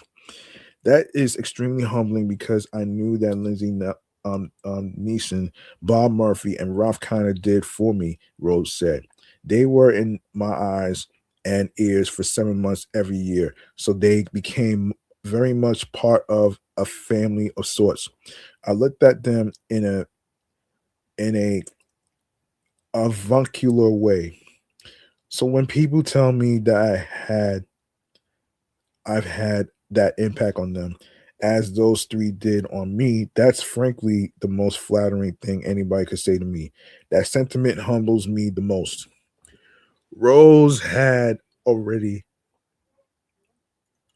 Rose had already let it be known last month that he would be cutting back even further on his broadcasting schedule. He would not travel with the Mets this season, calling all 81 games and the 3 Subway Series games in the Bronx against the Yankees, down from the 100 games he did last season. He is thankfully in good health after a bladder cancer scare in 2021 that forced him to undergo a radical cytoprostate. Hold on.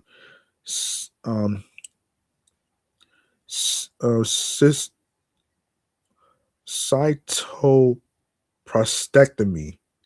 Yikes. This decision is predicated on family and enjoying life away from the ballpark. Rose and his wife Barbara sold their house on Long Island and moved down to Florida full time. He will rent a place for the 2026 season.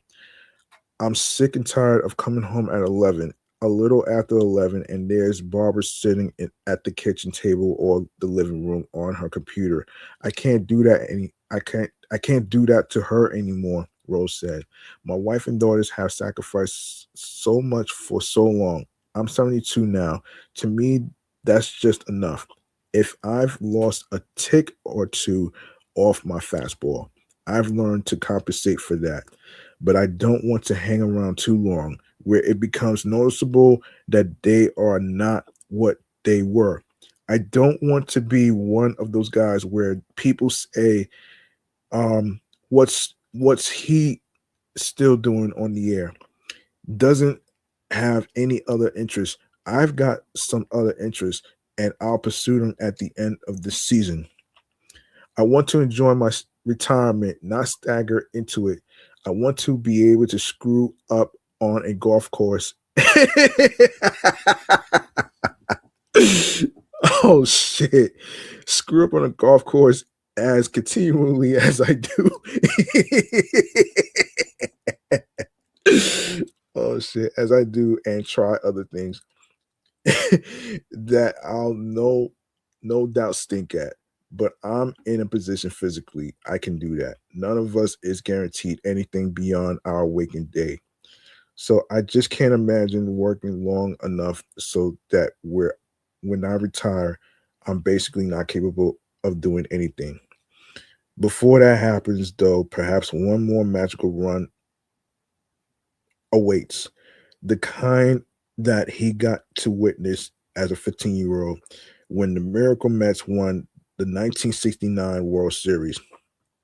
I appreciate everybody with the Mets, and I hope this year ends up on the steps of City Hall, he said.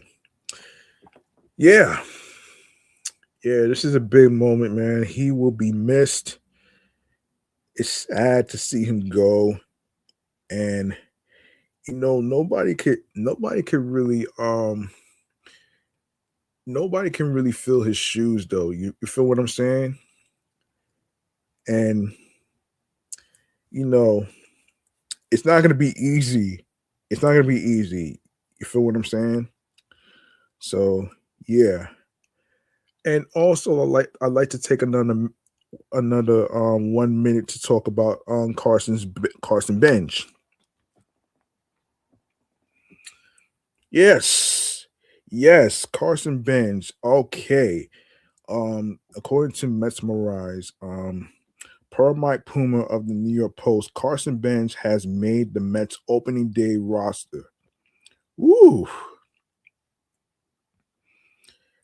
And will join the team in Queens as their right fielder. It is easy to point to his 366, 435, 439, 874 spring training line to justify his call up. But he also showed a lot under the hood that should help him excel in the majors. 91.5% zone contact, 89 percentile, 17.3 whiff rate, 85 percentile, 110.8 miles per hour max exit velocity, 77 percentile, 18.4% strikeout rate, 64th percentile, 26.2% chase rate, 56 percentile, 105.6 miles per hour, 90% exit velocity, 51st percentile. To put it plainly, Carson Benge, that he was a tough hitter to pitch to. Almost every at bat, he put up a fight, drawing long counts and showing off his plus contact rates. He did not swing and miss much, and he put the ball in play. He began to walk more as spring training progressed, ending at a respectable 8.2% walk rate. There are still some odds for him to improve during the season. He did not pull a single fly ball in the air in spring, though his style of play dating back to college has largely relied on driving the ball to the opposite field. Benge also ran a 71.9% ground ball rate, which he will likely look to clean up and get closer to the 42.5% rate he put up in AAA. It is important to note these stats are just a small sample size compared to the simulated games, batting practices, and various drills the Mets saw Benge partake in during spring. Manager Carlos Mendoza already explained that the Mets are not concerned about his power because they witnessed it across other parts of spring training. Mets hitting coaches Jeff Albert and Troy Snicker likely have a hitting plan for Benge to help him continue to develop and improve throughout the season. 14 of Benge's 46 PA, 30.4% came against left-handed pitching this spring, with the majority of them coming against major league pitchers, including Ryan Weathers, Matthew Liberatore, and Josh Fleming. While he did not hit the ball as hard against southpaws, he still put up a plus 86.4% zone contact rate, 20% whiff rate, 19.5% chase rate, and 18.8% strikeout rate. From this small sample size, there seems to be little concern about needing to platoon for him regularly. Defensively, Benge looked stellar in right field. He covered a lot of ground and made tough plays, including an out in his final game that looked like a clear hit. Carlos Mendoza described Benge as a player with good jumps in addition to his plus throwing arm. While Benge is still a rookie and may have growing pains as he adjusts to the majors, he is an exciting and dynamic player to watch as he brings some youth into the clubhouse full of established veterans. All right. Let's make some noise for Carson Benge for making the opening day roster, despite the fact that Mike Tauchman has an injury to his meniscus, his left meniscus. Yeah, very unfortunate. Let's yeah.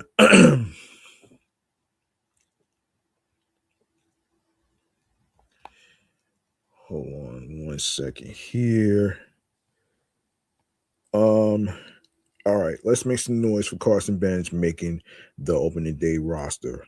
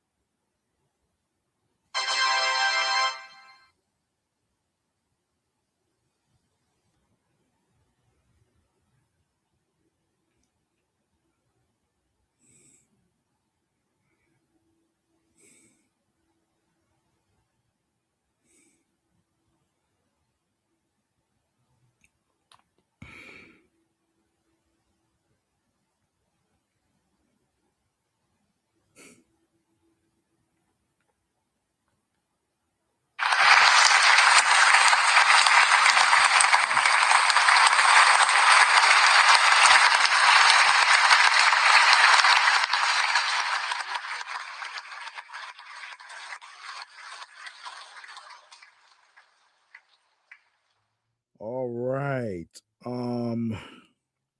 Okay. All right. I'm going to actually leave off the other topics for next time actually. So um I'm gonna leave off this topic actually. I'm gonna leave it off actually. I want to do a rundown. I'm gonna do a rundown with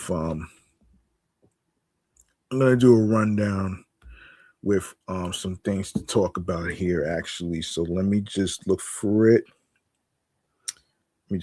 Okay, so all right, so you have Thursday's basketball game.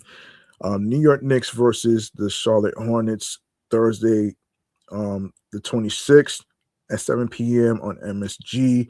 New York Knicks versus Oklahoma City Thunder. Sunday, March 29th at 7:30 p.m. Eastern Time on NBC. New York Knicks versus the Houston Rockets. Tuesday, March 31st on NBC. And also Chicago Bulls versus the New York Knicks. Friday, April 3rd, 7:30 p.m. Eastern Time on MSG. New York Knicks versus Atlanta Hawks. Monday, April 6th at 7 p.m. on NBC and Peacock. Boston Celtics versus the New York Knicks versus Boston Celtics versus New York Knicks. Thursday, April 9th, 7:30 p.m. Eastern Time on Amazon Prime Video. Toronto Raptors versus New York Knicks. Friday, April 10th, 7:30 p.m. Eastern Time on MSG. And the Charlotte Hornets versus New York Knicks, Sunday, April the 12th, 6 p.m. Eastern Time on MSG. Now, I do want to point out something actually.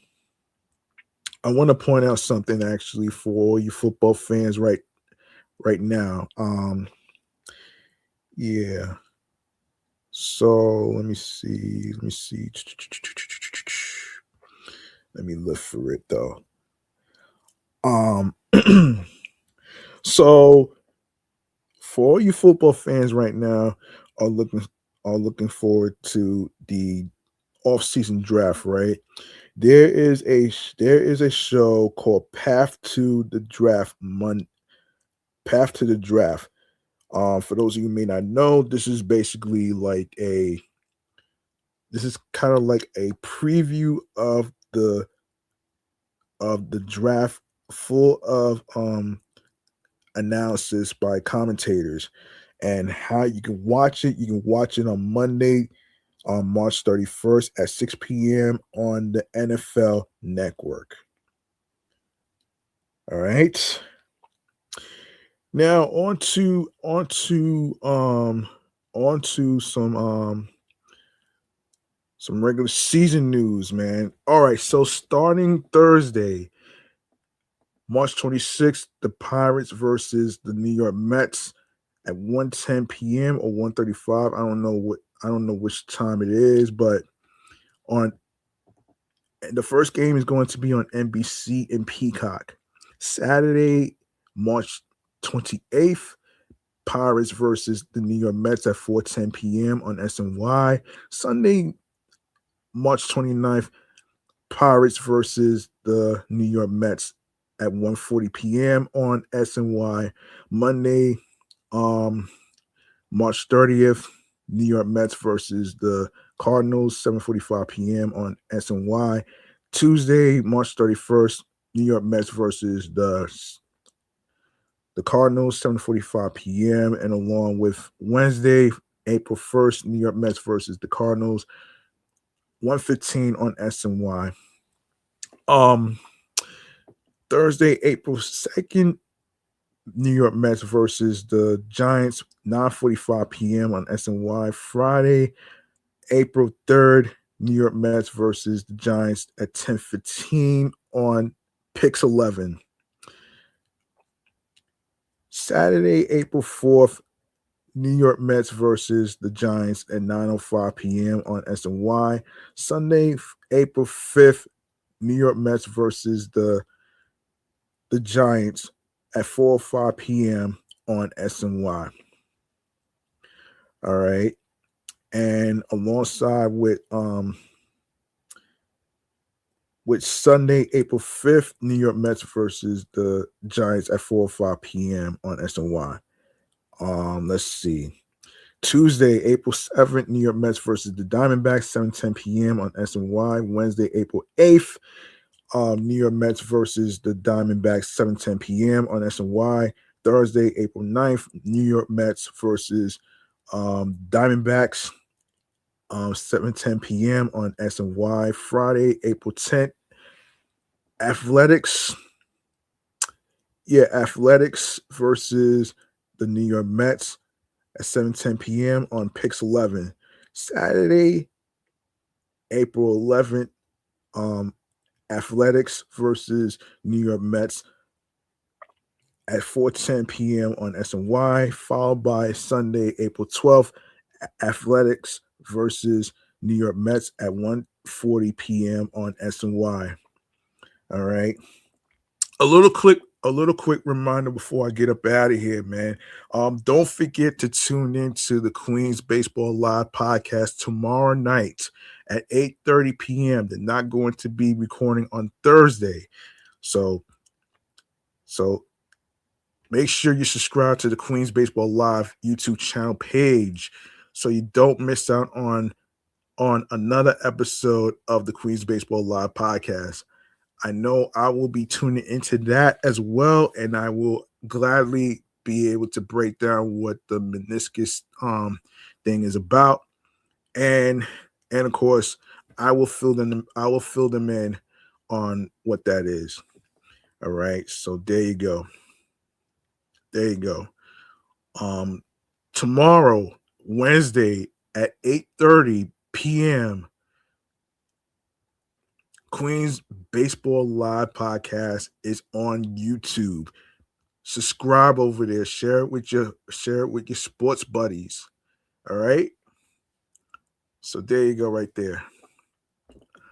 All right. I'm going to wrap this up right here, and I do apologize for the sound. Actually, I didn't mean to have that technical difficulty with my microphone, so I do apologize for that one right there. All right.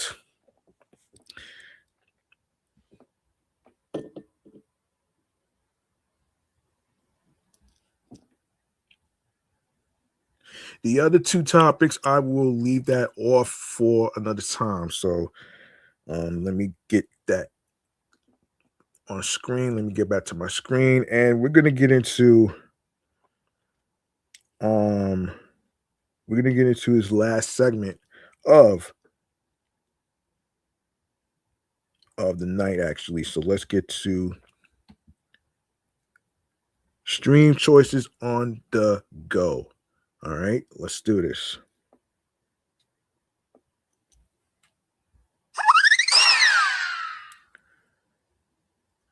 Okay, make sure you follow the Sports Edition Show Excellent Fun Vibrant Talks podcast on Facebook, alongside with Blue Sky Social, alongside with Threads and Instagram. The same goes for my other podcast shows that I do, which includes the entertainment review show Meticulous Vibe Juice podcast, and of course my comedy Off the Meat Rat Chains New York Avenue podcast. All right. So there you go right there.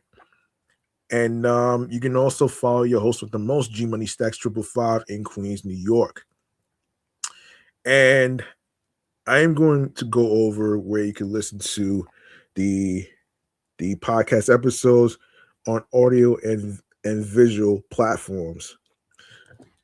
All right, so starting with Audible, Odyssey, Amazon Music, Apple Podcasts, Castbox FM, Deezer, Listen Notes, Moon FM Podcast, Overhaul FM Podcast, Player FM, Pocket Cast, Pandora, Podo Polo, Podorama, Podcast Index, Podcast Addict, Podchaser, Podverse, Podcast Guru, Podcatcher, Podcast Republic, Snipped.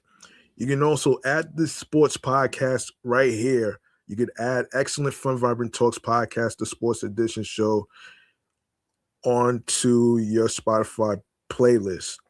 And turn your notification bells so you don't miss out on the episodes that's going to be uploaded to the streaming platform of your choice. All right. And you can also listen on Spotify for creators. You can also listen on TuneIn Radio. You have Fountain, Good Pods, iHeartRadio, the number one app where you can listen to your favorite music artists, such as rappers, R&B singers, pop stars, rock and roll artists, metal artists, and other music genres.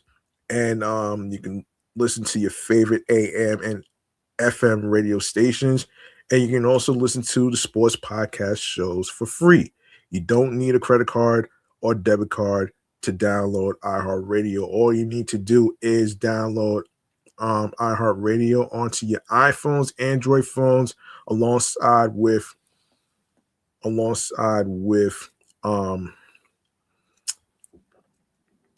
your iPads, your Android tablets, your laptops, which includes Apple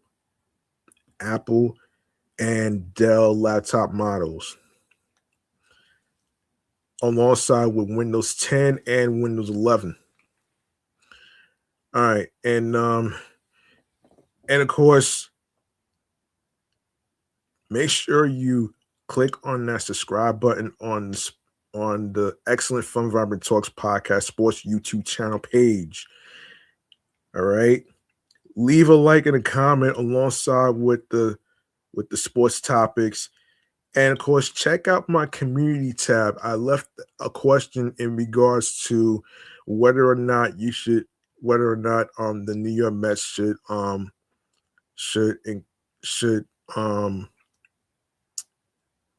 should basically extend Freddie Peralta. All right. Check out my community tab for updates in terms of episodes being dropped and schedule changes. There will be some sports there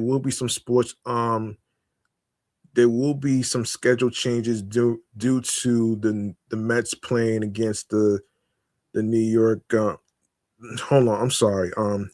There will be some schedule changes involving the New York Mets playing against the San Francisco Giants. All right. I will let you know what time it's going to happen. I'm going to try my best to actually record the podcast episodes at an earlier time, like 6 p.m. I'm going to do my best to actually do that. And of course, I will do my best to actually, not miss any baseball games whatsoever. All right. So there you go right there. And of course, don't forget to spread the word by sharing the Linktree link with all the podcast audio feeds and visual podcast feed links to your husbands, your wives, your boyfriends, girlfriends, people you're cool with from work that are into sports, whether they are fans of the New York Mets, the New York Giants, the New York Knicks, St. John's, Red Storm basketball, and all that great stuff will be covered too, man. So don't worry though, man. I will be covering some stuff involving the Big Three schedule and everything else. I got you with that. And everything else that comes up, I will I will try my best to actually cover it.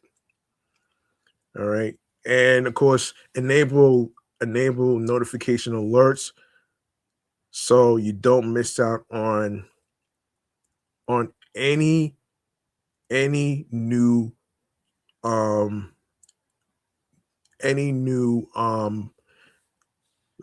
video podcast episode recording live streams. All right. So don't forget to tune in. And of course, be sure to also be sure to also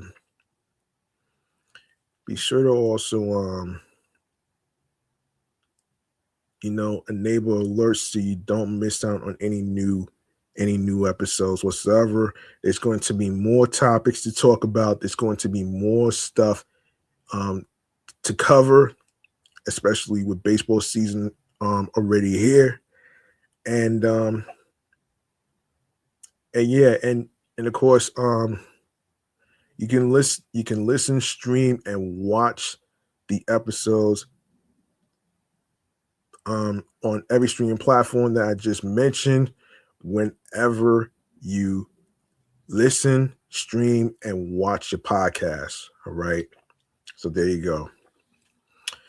And shout out to Alfred from the Metropolitan Report podcast. So yeah, I appreciate the shout out. And I'm pretty sure that you are excited about the opening day game on Thursday. So if you didn't get your tickets, hurry up and get your tickets at Mets.com. If you are looking for last minute tickets, you can go to SeatGeek.com. You can also use Wardy's promo code Wardy10. All right. And so yeah, there you go. There you go, right there. I like to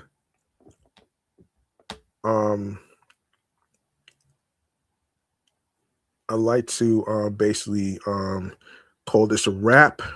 That's gonna do it for me. I'm your man G Money Stacks, aka the Gregonator, rhymes with now or later and now and later, like the candy.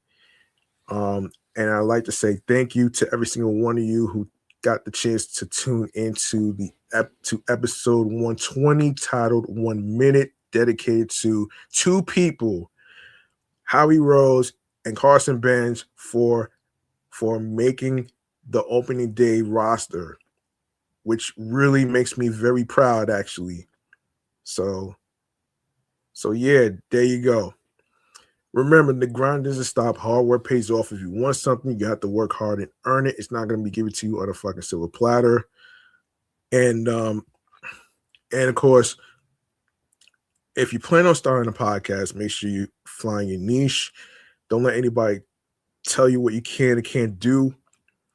And of course, if you plan on doing that, make sure you be yourself behind the microphone while you are recording your podcast topics in each episode. And of course, be on your P's and Q's creatively, mentally, emotionally, physically, and spiritually. That gets you into your zone alongside with tunnel vision. All right. So yeah, there you go.